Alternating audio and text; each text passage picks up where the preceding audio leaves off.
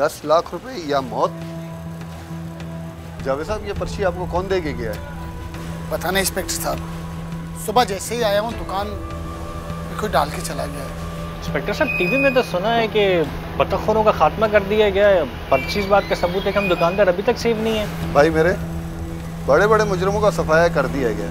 ये कोई छोटे मोटे चोर हो चुके हैं, इन्हें अभी गिरफ्तार करना बाकी है। बहरहाल आप लोग परेशान ना हो। आप कोई भत्ते की पर्ची देने या भत्ता मांगने आए तो आप लोगों ने मुझे इन्फॉर्म करना है। आप लोग अलर्ट रहें और हम भी अपने फर्ज से गाफिल नहीं हैं। Thank you.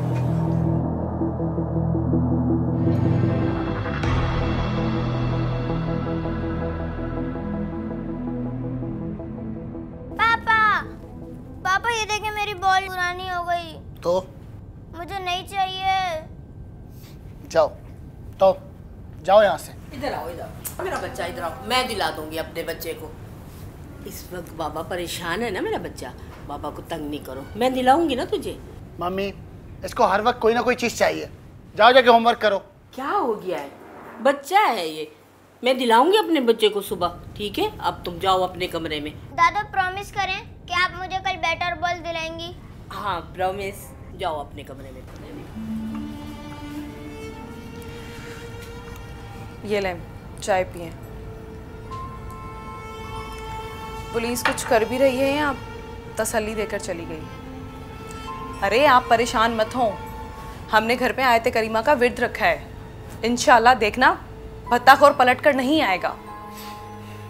फरीन बात सुनो, ये अपनी हमदर्दी अपने पास ही रखो। चाय तो पी लें, चाय ठंडी हो जाएगी। बाहर में जाए तुम्हारी चाय, इससे अच्छा है मुझे जहर ला दो। चाय। ब्रेकिंग न्यूज आपको देंगे। बफर जोन में दुकानदार का दिन दिहाड़े कत्ल। इत्तला मिली है कि कराची के इलाके बफर जोन में एक दुकानदार को छुरियों के वार से कत्ल कर दिया गया। बताया गया है कि मकतूल दुकानदार को कुछ दिन पहले भत्ते की पर्ची मौसूल हुई थी। मैडम, जब मकतूल जावेद ने मरने से कुछ दिन पहले मुझे इतला दी कि उसे भत्ते की पर्ची मिली है तो मुझे बहुत हैरानगी हुई, क्योंकि कराची में ऑपरेशन जारी है। उस सिलसिले में इलाके के गैंगस्टर जितने भी हमारे हैं या तो पकड़े गए या मारे जा चुके। मैं हैरान था कि इतनी सख्ती के बावजूद ये कौन सा नया ग्रुप सामने आ गया है।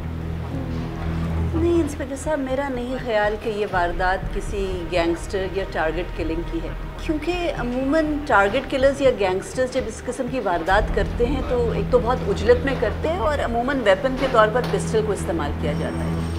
इस केस में तो बड़े आराम से मोटर बाइक से वो इंसान उतरा है, उसने छुरियों चाकू के वार से मकतूल को कत्ल किया है। मुझे तो ये ज़ाती दुश्मनी की वारदात लगती है। बहरहाल कोई सस्पेक्ट लिस्ट सामने आई है? मैडम मुझे भी कोई वकील करा दें, ये घर वालों से रब्ता भी नहीं करने दे रहे हैं मुझे। ज़बान बंद कर, चुप करके बैठ जा।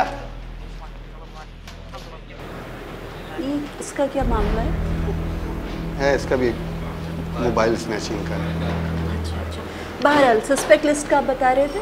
हाँ मैडम, 2 सस्पेक्ट जो है ना हमने हिरासत में लिए हैं। एक है जाहिद सुपारी, वो 1 हफ्ता पहले ही ज़मानत पर जो है इलाके में आया है, और दूसरा एक अशरफ नामी शख्स है, वो मकतूल का कस्टमर भी था। मैडम, मुझे मकतूल की बेवा ने बताया था कि ये अशरफ उनके घर आया था।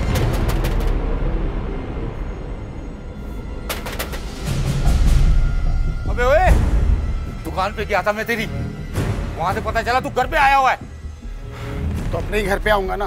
सुबह जो मैंने 1000 का बैलेंस डलवाया था वो अभी तक ट्रांसफर नहीं हुआ। क्या ये क्या चक्कर चलाया हुआ तुम लोगों ने? 1000 ले लिए, बैलेंस नहीं दिया। तू जानता नहीं है मेरा नाम है अशरफ खान। अबे चल ना। अबे तेरी यही लाश गिराऊंगा मैं और यही कबर बनेगी, समझा? अबे चल। जानता नहीं है तू मुझे। और उसने जावेद को संगीन नताइज की धमकियां भी दी थी। मैडम, ये अशरफ जो है काफ़ी झगड़ेलू तबीयत का मालिक है। उसका रोज़ किसी न किसी से झगड़ा होता है और आजकल तो मामूली बात पर कत्ल कर देते हैं। 1000 रुपया बैलेंस तो बहुत बड़ी बात है।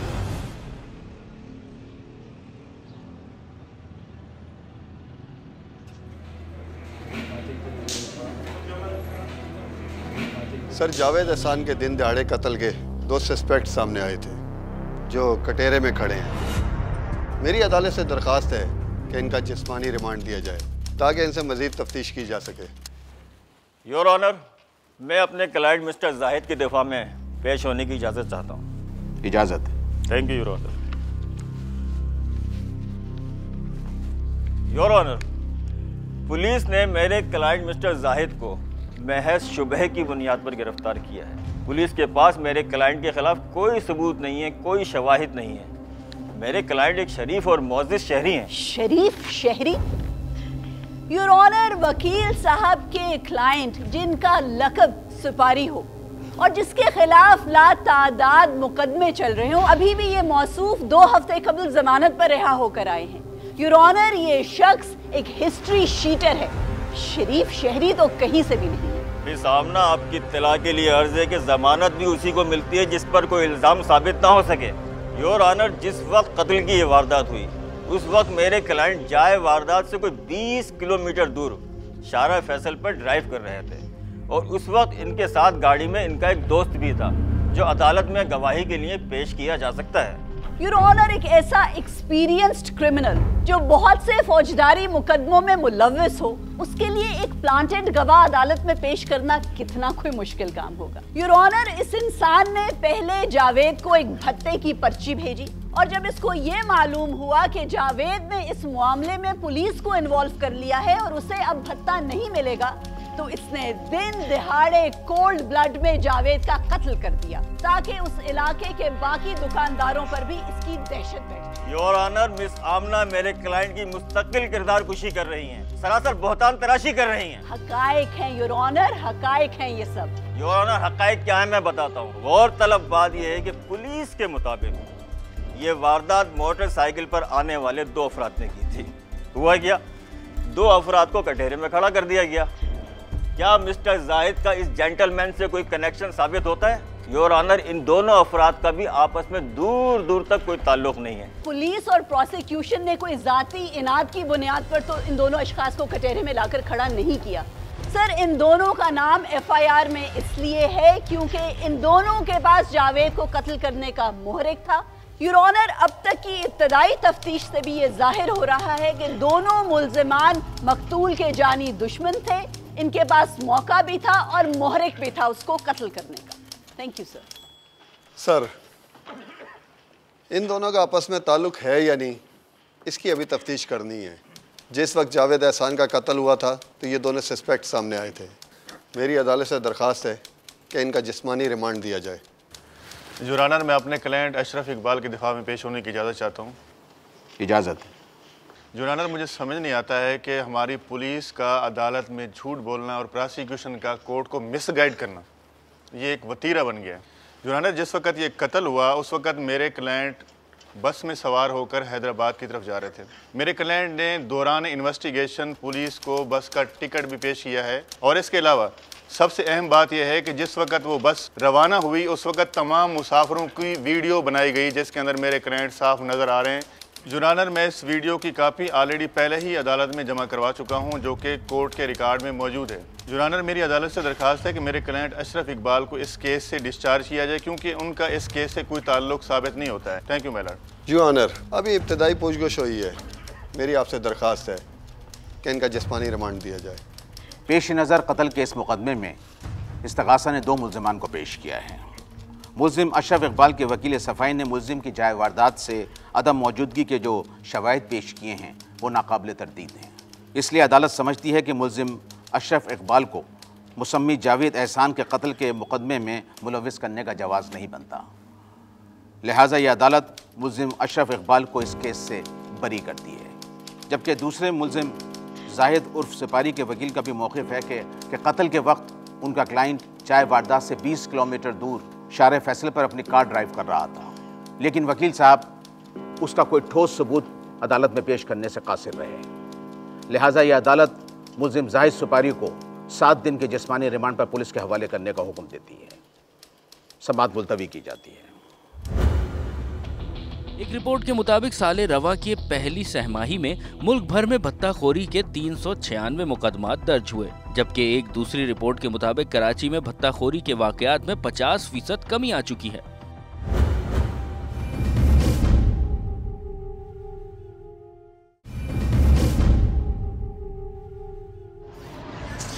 जी आयो साहब, पिछली पेशी पर अशरफ क्या रिहा हुआ, आप तो मेरा फ़ोन तक नहीं अटेंड कर रहे।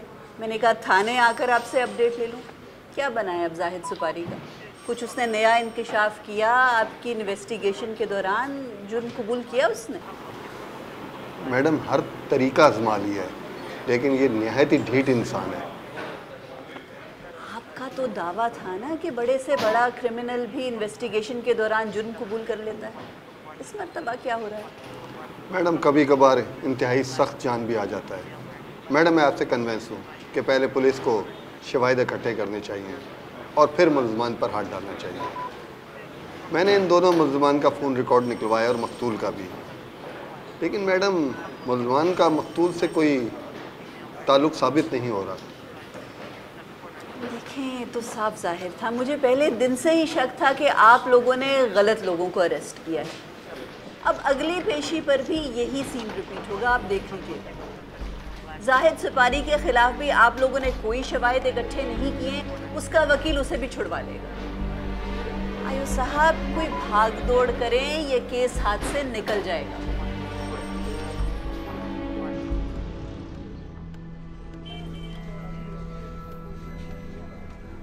योर ऑनर, गुज़िश्ता पेशी पर मेरे क्लाइंट का एलिबाई नाकाफ़ी शवाहिद की बिना पर मुस्तरद कर दिया गया था। योर ऑनर, जबकि हकीकत यही थी कि जिस वक्त ये कत्ल हुआ उस वक्त मेरे क्लाइंट शाहरा फैसल पर ड्राइव कर रहे थे। योर ऑनर, बड़ी भाग दौड़ के बाद शाहरा फैसल पर वाक़े उस फ्यूल पंप की सीसीटीवी फुटेज हासिल की गई जिस फ्यूल पंप से मेरे क्लाइंट ने अपनी गाड़ी में गैस डलवाई थी। उस फुटेज में मेरे क्लाइंट अपनी गाड़ी में गैस डलवाते हुए साफ नज़र आ रहे हैं। मैं समझता हूं कि ये नाकाबिल तर्दीद सबूत मेरे क्लाइंट को इस केस से बरी करने के लिए काफ़ी है। Thank you sir. सर मैं ये समझता हूँ कि वकील साहब सही फरमा रहे हैं। हमने दरअसल वाक़याती शवाहिद की बुनियाद पर 2 मुल्ज़मान को गिरफ़्तार किया था इस मर्डर केस में, और हमने अपनी पूरी तफ्तीश कर ली है, लेकिन मुल्ज़िम अशरफ की तरह मुल्ज़िम जाहिद सुपारी के ख़िलाफ़ भी कोई शवाहिद नहीं मिल सके इस मर्डर केस में, और ना उम्मीद है कोई शवाहिद मिलने की आइंदा। सर 497(2) के तहत मैंने रिपोर्ट जमा करा दी है। अब अदालत बेहतर फैसला कर सकती है। मेरी तफ्तीश के हिसाब से मुल्ज़िम बेगुनाह है। ये अदालत वकील सफाई की पेश किए गए शवाहिद और इन्वेस्टिगेशन ऑफिसर की तरफ से पेश की गई रिपोर्ट को देखते हुए मुल्ज़िम जाहिद सुपारी को इस मुकदमे से बरी करने का हुक्म देती है। इसके साथ साथ इस्तग़ासा को भी इस बात की तंबीह की जाती है कि वो इस केस की असर-ए-नौ और सही सिमत में तफ्तीश मुकम्मल करके उसकी तमाम तर रिपोर्ट अदालत में पेश करें। समाअत मुलतवी की जाती है। सामना कभी आ रही है मिस सामना, एक गरीब दुकानदार के दोनों कातिलों को रिहा कर दिया गया। आखिर पुलिस इतनी मजबूर क्यों? देखिए इसमें मजबूरी की कोई बात नहीं है। जिस किस्म के शवाहिद मिले हैं उससे साबित नहीं होता था कि ये दोनों मुल्ज़िमान जाए वारदात पर मौजूद थे या इनका इस वारदात से कोई ताल्लुक है, इसलिए अदम सबूत की बुनियाद पर इन्हें रिहा कर दिया गया। मिस सामना, आप एक पब्लिक प्रोसिक्यूटर हैं। आपको जब पता था कि दोनों मुल्ज़िम एहसान और जावेद इस कत्ल में मलूस नहीं है, तो फिर आपने उनको अरेस्ट क्यों किया? कोई हमने अपनी मर्जी से कोई अपनी ज़ाती इनात तो नहीं निकाली इन्हें अरेस्ट करके। मुद्दई ने इन दोनों मुल्ज़िमान को नामजद किया इस केस में, और दोनों के पास कत्ल का मोहरक भी नजर आ रहा था, इसलिए इनको अरेस्ट किया गया। जब इनके खिलाफ कोई सबूत नहीं मिले तो रिहा कर दिया। एक दुकानदार कत्ल हो गया, उसकी बीवी बेवा हो गई, उसका बच्चा यतीम हो गया। क्या ये कानून सिर्फ अमीरों के लिए, गरीबों के लिए नहीं है? गरीबों का कौन हक सुनेगा? गरीबों की बात कौन सुनेगा? आप ये बताइए। देखिए इसमें अमीर और गरीब होने की बात नहीं है। हमारा कानून हर इंसान को इंसाफ दिलाने का हक देता है, और मकतूल को भी ये हक मिलेगा। इंसाफ दिला के रहेंगे। अभी तफ्तीश जारी है, हम नए सिरे से नए सबूत ढूंढ रहे हैं और एक नई सस्पेक्ट लिस्ट बना रहे हैं। बहुत जल्दी हम मीडिया को भी इस केस के हवाले से आगाह कर देंगे। Thank you very much. आप हमें सवाल का जवाब देकर। मैडम जावेद मर्डर केस को मीडिया की कितनी हाइप मिल रही है। जो चैनल लगाओ वहाँ पुलिस और प्रोसिक्यूशन को नाअहल करार दिया जा रहा है। आई नो, इस कदर तनकीद कर रहे हैं, हालांकि उनको इस बात का भी इल्म होना चाहिए कि प्रोसिक्यूटर जनरल ने खुद नोटिस लिया इस केस का और नए तफ्तीशी अफसर को भी मुकर्रर कर दिया। अब तो असर-ए-नौ तफ्तीश हो रही है, शवाहिद सामने आएंगे, पता नहीं सुकून से काम भी नहीं करने देते ये। अच्छा, कुछ रिमाइंड्स में मकतूल की वालिदा से दोबारा बातचीत करनी थी। नए आयो साहब ने तो नहीं कॉल किया उनको, तुम्हारी नॉलेज में है? जराइम की तफ्तीश के जदीद तरीकों में अब मोबाइल फोन रिकॉर्ड अहम किरदार अदा कर रहा है। तफ्तीशकारों का कहना है कि मुल्जिम और मुतासरा फर्द का मोबाइल फोन रिकॉर्ड कत्ल, डकैती और दीगर जराइम में अहम शवाहिद फराहम करता है, क्योंकि इस रिकॉर्ड से ये पता चल सकता है कि वारदात के वक्त मुल्जिम कहाँ था, और कत्ल की वारदातों में मकतूल के मोबाइल फोन रिकॉर्ड से सुराग लगाया जा सकता है कि कत्ल की ये वारदात कब और कहाँ हुई।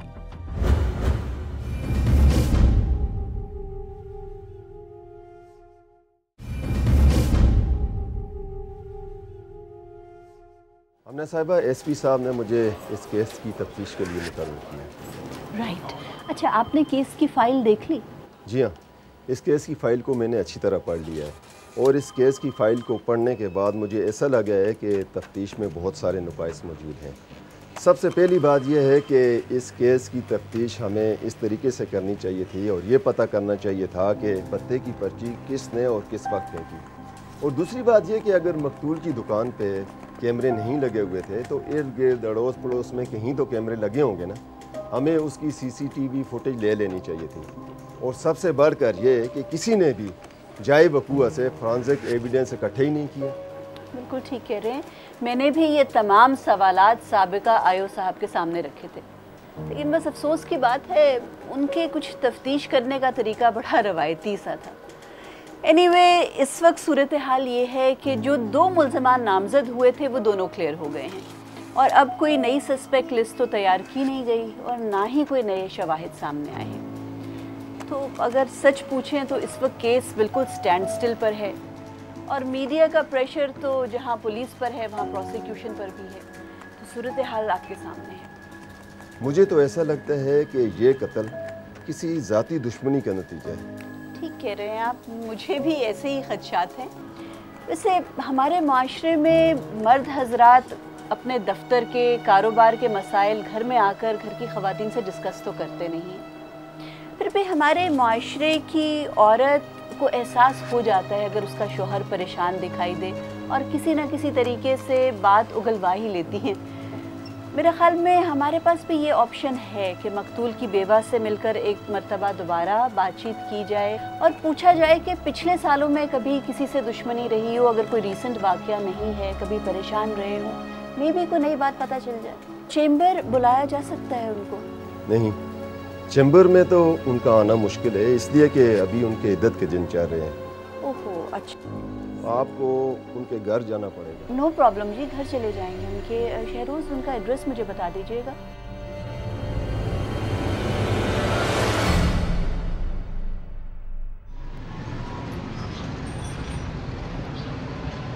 हमसे कितनी बार सवाल होंगे? जो मुल्जिम थे वो तो आपने छोड़ दिए। देखिए, मुल्ज़िमान को तो इसलिए रिहा किया है क्योंकि उनके इस वारदात में मुलव्विस होने के कोई शवाहिद नहीं मिले।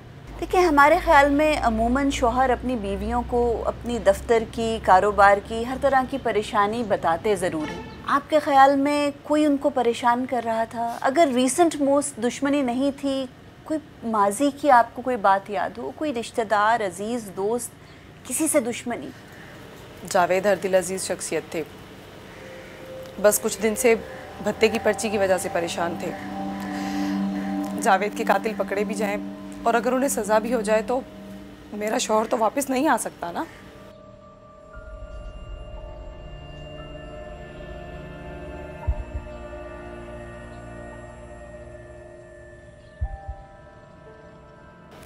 जावेद हमारे घर का वाहिद कफील था।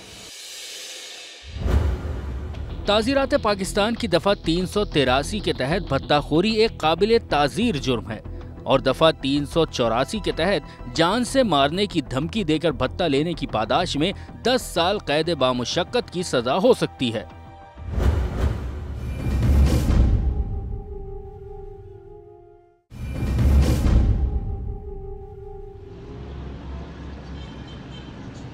योर ऑनर, इब्तदाई तफ्तीश में हमने मकतूल के अजीज व अकारब और बेवा से पूछगछ की थी, लेकिन उनके मुताबिक मकतूल की किसी से दुश्मनी नहीं थी सवाए उन 2 मुल्ज़िमान के जिनको पहली पेशी में पेश किया गया था। योर ऑनर, इस्तखासा इस मफरूज़े पर काम कर रही थी कि हो सकता है मकतूल की बेवा अपने शौहर की अचानक मौत से सदमे और शौक में चली गई और बहुत से हकायक शायद उसके जहन से निकल गए। एक पॉसिबिलिटी ये भी थी कि हो सकता है मकतूल जावेद की माज़ी करीब में किसी से दुश्मनी ना रही हो, लेकिन ये भी पॉसिबिलिटी थी कि माज़ी बईद में उसकी किसी दोस्त या रिश्तेदार से दुश्मनी रही हो और इब्तदाई तफ्तीश के दिनों में ये बात किसी के भी जहन में ना आई। इसी लीड को फॉलो करते हुए हमने मकतूल की बेवा फरहीन से बातचीत करने की दोबारा कोशिश की। जावेद हमारे घर का वाहिद कफील था। अब तो सोचती हूँ इद्दत के बाद खुद ही जॉब करूँगी। आप मुझे अपना अगर सेल फोन नंबर दे दें, मैं भी पूरी कोशिश करूँगी कि आपको जॉब ढूंढने में मदद दे सकूँ। नंबर बताइएगा अपना। मेरे पास सेल फोन नहीं है। मम्मा आपका तो सेल फोन पापा ने तोड़ दिया था ना, और आपको बहुत मारा भी था। बिलाल चुप रहो, बड़ों के बीच में बात नहीं करते। बच्चा कौन सा वाकया बता रहा है? कुछ नहीं, बस वो एक दिन सालन में नमक ज़्यादा पड़ गया था तो जावेद को गुस्सा आ गया था। मम्मा उस दिन तो आपने खाना पकाया ही नहीं था, पापा तो बाहर से निहार ही रहे थे। इस मुलाकात के बाद एक सवालिया निशान उठता था कि वो मासूम बच्चा कौन सी सच्चाई बताना चाह रहा था और फरहीन झूठ बोलकर कौन सी सच्चाई छुपा रही थी। और मजीद मालूमात भी मिली कि फरहीन के इस राज में दो लोग और भी शामिल हैं, कटहरे में खड़े आतिफ और रेहान। योर ऑनर, कत्ल की इस वारदात में इस्तिगासा मुसलसल अदालत को गुमराह कर रहे हैं। पहले दीगर दो मुल्जिमान को पेश किया गया जिन्हें अदम सबूत की वजह से रिहा कर दिया गया। सर, उन दोनों मुल्जिमान का आपस में कोई ताल्लुक नहीं था। दिलचस्प बात तो ये है कि अदालत में मौजूद इन तीनों सस्पेक्ट्स का भी आपस में कोई लिंक नहीं है। फरहीन साहिबा, मैं चाहूँगा कि आप अदालत को पुलिस की बेरहमी की दास्तान सुनाएं कि उन्होंने किन हालात में आपको अरेस्ट किया और मुद्दइया से मुल्जिमा बना दिया। जज साहब, जब मुझे गिरफ्तार किया गया हमारे घर मेरे शौहर का 40वां था।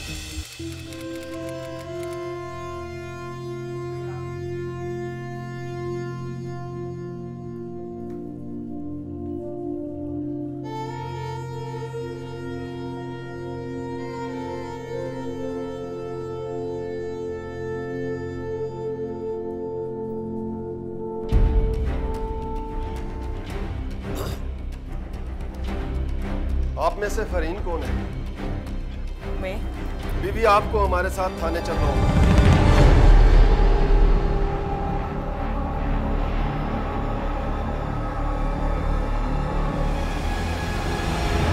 मुझे क्यों? आज हमारे घर मेरे शौहर का चहलम है। बीबी, आपको बाकी की इद्दत जेल में गुजारनी पड़ेगी। हम आपको गिरफ्तार करने आए हैं। ये आप क्या बोल रही हैं? एक तो मेरा बेटा कत्ल हो गया है, ऊपर से मेरी बहू को गिरफ्तार करने आ गए। देखिए अम्मा, आप हमारे काम में मुदाखलत ना करें, हमें अपना काम करने दें। ले आओ इनको, ले आओ। अम्मी नहीं, अम्मी नहीं, अम्मी नहीं, अम्मी नहीं। मेरा बच्चा, मेरा बच्चा, अम्मी नहीं। योर ऑनर, ये इस वक्त सिर्फ अदालत की हमदर्दी हासिल करने के लिए एक मजलूम बेवा का ढोंग रचा रही है। दरअसल अपने शौहर के कत्ल की वारदात में ये खातून मुलव्विस है और इसका बहुत जल्द हम अदालत में सबूत भी पेश कर देंगे। और वकील साहब, आप अदालत के सामने इतनी बड़ी मिस स्टेटमेंट दे रहे हैं, गलत बयानी से काम ले रहे हैं। इन तीनों क्लाइंट्स को आप रिप्रेजेंट कर रहे हैं। आप तो जानते होंगे कि इन तीनों का आपस में कनेक्शन क्या है, और आप अदालत को गुमराह कर रहे हैं जानबूझ के, ये कहकर कि ये तीनों आपस में कनेक्टेड नहीं है। इनका क्या कनेक्शन है ये अदालत के सामने हम अभी बताएंगे। योर ऑनर, मैं मुल्जिमा फरहीन से कुछ सवालात करने की इजाजत चाहती हूँ। इजाजत। Thank you sir. फरहीन साहिबा, आपके बेटे ने अपनी मासूमियत में जिस वाक़े का तज़किरा किया था कि आपके शौहर बहुत गुस्से में थे, आपको मारा पीटा, आपका सेलफोन भी तोड़ दिया था, शक कर रहे थे क्या वो आप पर? आप अदालत को बताना चाहेंगी इस झगड़े और इस गुस्से के पीछे वजह क्या थी?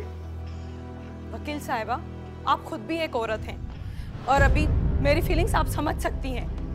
मैं इद्दत में हूँ और ये किस किस्म के सवालात किए जा रहे हैं मुझसे। इतनी वफाशवार बीवी होने का अब आप नाटक ना करें अदालत में, क्योंकि हमने अदालत में आपके खिलाफ बहुत से सबूत जमा करवा दिए हैं। योर ऑनर, जब हमें इनके सेलफोन के बारे में मालूम हुआ कि इनके हस्बैंड ने इनका सेलफोन गुस्से में तोड़ा, इन्हें मारा पीटा, तो लॉजिकल कंक्लूजन तो यही निकलता था कि इनके शौहर को इनकी किसी से बातचीत करना पसंद नहीं है, इसीलिए गुस्से में फ़ोन तोड़ा और इनको मारा पीटा। योर ऑनर, जब इनका सेलफोन रिकॉर्ड निकलवाने के लिए हमने ये जानने की कोशिश की कि इनके नाम पर कौन सी सिम रजिस्टर्ड है, तो मालूम हुआ कि इनके शनाख्ती कार्ड पर कोई भी सिम रजिस्टर्ड नहीं है। मकतूल के सेल फोन का डेटा इब्तदाई तफ्तीश में निकलवाया गया था, लेकिन उससे हमें कोई भी इम्पोर्टेंट इंफॉर्मेशन नहीं मिल सकी। योर ऑनर, हमने मकतूल के शनाख्ती कार्ड के जरिए एक मरतबा फिर चेक करवाया कि कितनी सिम्स इनके नाम पर रजिस्टर्ड थी, तो मालूम हुआ कि मकतूल जावेद के नाम पर 5 सिम्स रजिस्टर्ड थी और इन 5 सिमों में से एक सिम मकतूल जावेद की दुकान के एक दराज से मिली। योर ऑनर, जब उस सिम का रिकॉर्ड निकलवाया गया तो हमें ये मालूम हुआ कि ये वही सिम है जो उस टूटे हुए सेल फोन से निकली थी और वो सिम मुल्जिमा फरहीन के ज़ेरे इस्तेमाल रही। योर ऑनर, जब इस सिम का रिकॉर्ड निकलवाया गया तो मालूम हुआ कि फरहीन और आतिफ के बहुत पुराने और बहुत गहरे ताल्लुकात हैं। योर ऑनर, फरहीन और आतिफ के दरमियान जितने भी SMS मैसेजेस किए गए उनकी ट्रांसक्रिप्ट्स अदालत में जमा करवा दी गई हैं। योर ऑनर, नोट करने की बात है कि इसी अदालत में मुल्जिमा और वकील साहब ने ख़ास तौर पर डिनाई किया कि इन 3 लोगों का आपस में कोई भी कनेक्शन नहीं है, किसी किस्म का कोई ताल्लुक नहीं है। योर ऑनर, भरी अदालत में गलत बयानी से काम लिया गया। योर ऑनर, अदालत में जो मेरे क्लाइंट्स के मोबाइल के रिकॉर्ड्स जमा करवाए गए हैं, इनमें से कहीं से ये साबित होता है कि इन्होंने कहीं कोई प्लानिंग की थी कत्ल की, या किसी का कोई इरादा था कि वो किसी को कत्ल करेगा।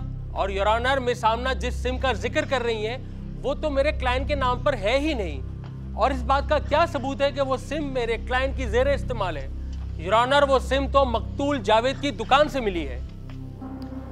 योर ऑनर, हमारे पास प्रूफ भी है और गवाह भी है जो ये बताएगा कि ये मर्डर की प्लानिंग किस तरह की गई और ये कत्ल करने का आइडिया किसका था और ये साजिश क्यों कर बनी। योर ऑनर, इन तीनों मुल्जिमान में से एक मुल्जिम ने रज़ाकाराना तौर पर प्रोसिक्यूशन की मदद करने की ऑफर की। योर ऑनर, इससे पहले कि मुल्जिम अपना बयान दे, मैं अदालत से दरख्वास्त करूंगी कि फैसला सुनाते वक्त मुल्जिम के इस रज़ाकाराना जेस्चर को मद्देनजर रखें और मुल्जिम के साथ नरमी बरती जाए। योर ऑनर, मुल्जिम रेहान अदालत को कुछ बताना चाहता है। इजाजत।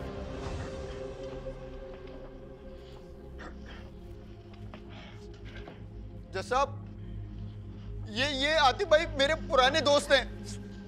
उस दिन ये मेरे घर आए और ये मुझे अपने साथ लेकर गए, कहने लगे कि एक इंसान से पैसे लेने, पुराना हिसाब किताब पूरा करना है। जज साहब, ये जावेद की दुकान पर मुझे अपने साथ ले गए और ये उतर कर गए और छुरी से उसको मार दिया, उसको कत्ल कर दिया।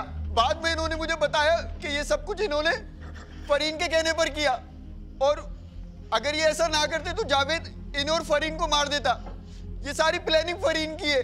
और जज साहब, जब मैंने इनसे पूछा तो इन्होंने यही बात बोली, मुझे नहीं पता था जज साहब कि ये कत्ल की नीयत से जा रहे हैं। अगर मुझे पता होता मैं इनके साथ कभी नहीं जाता। मेरा कोई कसूर नहीं, मुझे माफ कर दें जज साहब। इन्होंने जिस खंजर से कत्ल किया वो भी मैंने पुलिस को बता दिया, वो मिल गया पुलिस को। जज साहब, मेरा कोई कसूर नहीं है जज साहब, मैं इनके साथ नहीं जाता। अगर मुझे पता होता मैं इनके साथ नहीं जाता। मुल्जिमा फरीन और मुल्जिम आतिफ, अब तक अदालत में जितने भी सबूत और शवाहिद पेश किए गए हैं वो सब के सब तुम्हारे खिलाफ हैं।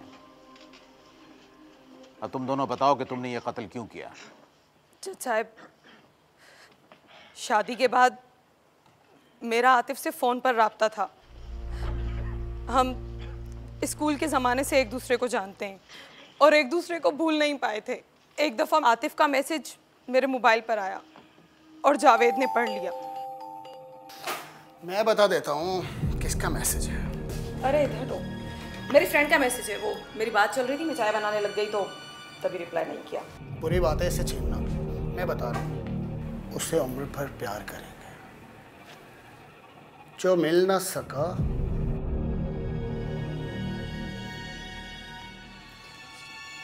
किसका मैसेज है? मुझे क्या पता, अननोन मैसेज होगा और ये किसी के भी सेल फोन पे मैसेजेस आ सकते हैं। ये सेल तुम्हारा है, नंबर भी तुम्हारा, और तुम्हें नहीं पता कि ये मैसेज किसका है?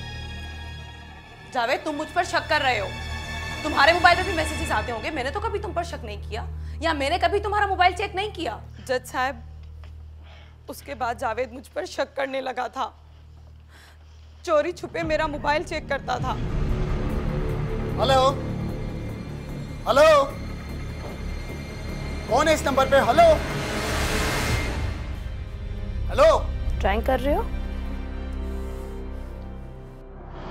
ये मेरे मोबाइल पर क्या कर रहे हो आप? आपका बिला वजह का शक खत्म क्यों नहीं होता? फरीन, ये शक नहीं, यकीन है मुझे। मेरे बार बार नंबर डायल करने पे आगे से आवाज नहीं आ रही। और हाँ फरीन, मैं तुम्हें यकीन दिलाता हूँ, ये मैं पता लगा के रहूंगा कि ये कौन है। मुझे क्या पता ये कौन है? तुम्हें नहीं पता? तुम्हें नहीं पता? छोड़े मुझे। क्या मैसेज आ रहे हैं? छोड़े मुझे। क्या मैसेज आ रहे हैं? छोड़े। तुम्हें नहीं पता? तुम्हें नहीं पता? किसको पता है? आप मम्मा को ऐसे नहीं डांट सकते। क्या बात है? छोड़ो मुझे। छोड़ो। छोड़ो मुझे। नहीं पता मुझे। नहीं पता तुम्हें तो किसको पता है? इसका किस्सा ही खत्म करता हूँ मैं।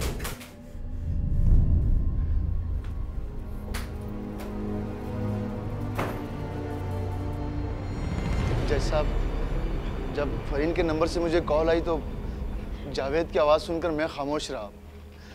लाइन डिस्कनेक्ट नहीं हुई थी और उस दौरान जावेद और फरीन के दरमियान जो भी झगड़ा हुआ सारा मैंने सुन लिया। क्योंकि फरीन के पास मोबाइल नहीं था, मेरा इससे राब्ता मुमकिन नहीं था। तो एक दिन जावेद जब दुकान पर गया तो मैं उसके पीछे फरीन से मिलने इसके घर चला गया।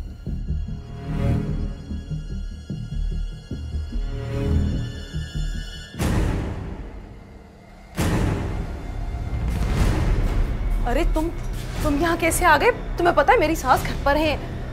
अरे घर पे है तो क्या हुआ? मुझे कौन सा पहचानती है वो? आराम से बात करो। अरे तुम कुछ भी कह देना, जैसे मैं केबल वाला हूँ, गैस वाला हूँ। तुम दोनों की उस दिन मैंने सारी गुफ्तगू फोन पर सुन ली थी। अरे उसकी हिम्मत क्या थी तुम्हें धमकी देने की? उसको पूरा शक हो चुका है तुम पर और मुझे डर है तुम्हें कोई वो नुकसान ना पहुंचा दे। तुम अभी तक उसके साथ रह रही हो। एक काम करो, तलाक ले लो उससे, छोड़ दो उसे। अरे हम दोनों कोर्ट मैरिज कर लेंगे। तलाक लेना इतना आसान नहीं है। वो मुझे मारेगा, पीटेगा, मगर तलाक नहीं देगा, घर में बंद करके रखेगा। और अगर खुला लेना चाहा तो वो खानदान के सामने और अदालत के सामने मेरे सब राज खोल के रख देगा। मेरे माँ बाप की इज्जत मिट्टी में मिल जाएगी। मेरी छोटी बहन से कोई शादी नहीं करेगा। तुम मुझसे बहानेबाजी कर रही हो। तुम मुझे भी नहीं छोड़ना चाहती और जावेद को भी नहीं छोड़ना चाहती। प्लीज आतिफ, आराम से बात करो, खुदा के वास्ते। तुम जावेद से मोहब्बत नहीं करने लगी? मुझे नफरत है जावेद से, शदीद नफरत। वो मेरी जिंदगी में झोंक की तरह चिपक गया है, उसे रास्ते से हटाना होगा। बोलो, तुम मेरे खातिर किसी की जान ले सकते हो? उसे कत्ल करके मैं जेल चला जाऊं, फांसी लग जाऊं, इससे क्या फायदा होगा? फिर भी हम दोनों नहीं मिल सकते। कत्ल तुम करोगे, इल्जाम किसी और पर आएगा। जावेद को 10 लाख रुपए भत्ते की पर्ची मिली। जज साहब, मुझे माफ कर दें प्लीज, प्लीज मुझे माफ कर दें प्लीज। मुझसे बहुत बड़ी गलती हो गई है, प्लीज। पेश किए गए सबूत और मुल्ज़िमान के एतराफ़ जुर्म के बाद अदालत इस नतीजे पर पहुंची है कि मकतूल जावेद एहसान के कत्ल की मंसूबाबंदी उसकी बीवी फरहीन ने की, जबकि मुल्ज़िम आतिफ ने इसको अमली जामा पहनाया और मुल्ज़िम रेहान ने इस जुर्म में मावनत की। लिहाजा ये अदालत ताज़ीरात पाकिस्तान की दफ़ा 302/34 और 109 के तहत मुल्ज़िम आतिफ को सज़ाए मौत जबकि मुल्ज़िमा फरहीन को उम्र कैद की सज़ा का हुक्म सुनाती है। जबकि मुल्ज़िम रेहान ने दौरान तफ्तीश इस्तिगासा के साथ ताउन किया, इसलिए ये अदालत उसके साथ रियायत बरतते हुए उसे 5 साल कैद की सज़ा का हुक्म सुनाती है। अदालत बर्खास्त की जाती है। कोर्ट नंबर 5 में अगर आप भी कोई केस पेश करना चाहते हैं तो हमें ईमेल करें court5@sama.tv पर